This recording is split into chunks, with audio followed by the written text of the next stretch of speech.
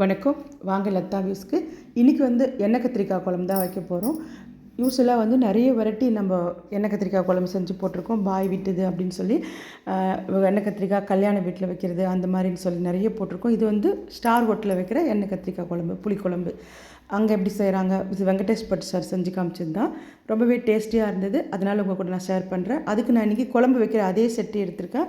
3 teaspoon அளவுக்கு எண்ணெய் சேர்த்துக்கிறேன். 1 ஸ்பூன் கடலைப்பருப்பு, 1 ஸ்பூன் உளுத்தம்பருப்பு, தனியா வடுக்காத தனியா 1.5 ஸ்பூன் சேர்த்துட்டு, வேர்க்கடலை ஒரு 3 டீஸ்பூனு, அதுக்கப்புறமா கருப்பு எள், அது வெள்ளை எள்ளாக இருந்தால் கூட பரவாயில்ல, அதையும் சேர்த்துக்கோங்க.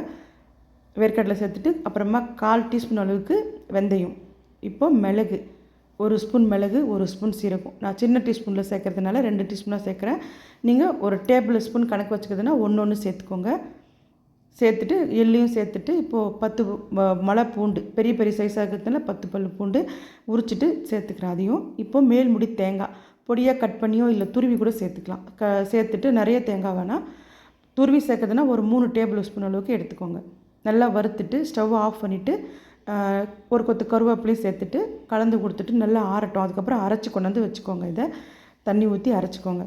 அதுக்கப்புறமா அதே சட்டியில் இன்னும் கொஞ்சம் நல்லெண்ணெய் சேர்த்துட்டு, நல்லெண்ணெய் ரொம்ப டேஸ்டியாக இருக்கும்.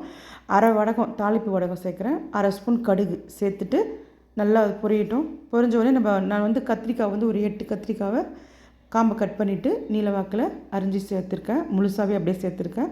இது நம்ம எண்ணெயிலே வதக்கி வேக வைக்கணும் இந்த கத்திரிக்காவை. அதுதான் ரொம்ப டேஸ்டியாக இருக்கும். இது ரொம்ப முக்கியம். இப்போது 10 சின்ன வெங்காயத்தை தோலை உரிச்சிட்டு அதையும் இது கூட சேர்த்துக்கிறேன். கூடவே ஒரு கொத்து கருவேப்பிலையும் சேர்த்துட்டு நல்லா பொரியட்டும், கலந்து கொடுத்துக்கோங்க. மீடியம் ஃப்ளேமில் வச்சு நல்லா வதக்கிட்டே இருங்க.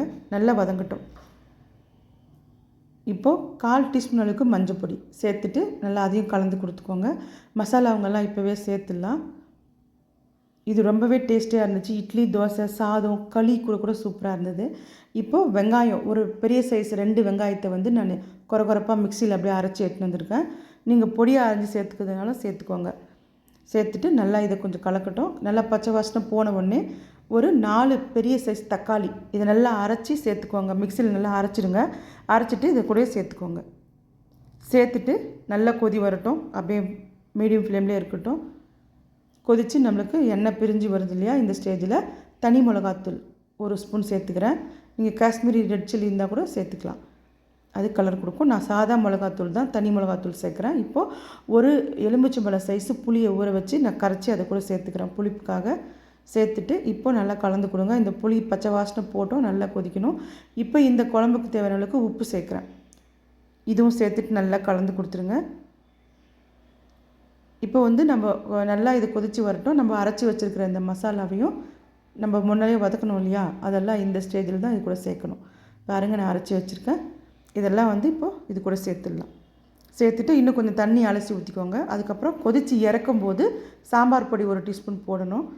இப்போ பாருங்கள், கொதிக்கும்போது சாம்பார் பொடி சேர்த்துட்டு ஒரு 10 நிமிஷம் கொதிக்கணும். இன்னும் கொஞ்சம் உப்பு நான் பத்தலை, அதையும் சேர்த்துக்கிறேன். சேர்த்துட்டு கடைசியாக 2 சிட்டிகை பெருங்காயப்பொடி அதையும் சேர்த்துக்கோங்க. சேர்த்துட்டு நல்லா கலந்து கொடுங்க. நல்லா தளன்னு கொதிக்கணும். கொதிச்சதுக்கப்புறமா ஸ்டவ் ஆஃப் பண்ணிவிடுங்க. இப்போது கொத்தமல்லி தூவிட்டு ஸ்டவ் ஆஃப் பண்ணிட்டிங்கன்னா ரெடி ஆகிடுச்சு. அவ்வளோதான். இந்த வீடியோ இதோட முடியுது. அடுத்த வீடியோவில் பார்க்கலாம். தேங்க்யூ.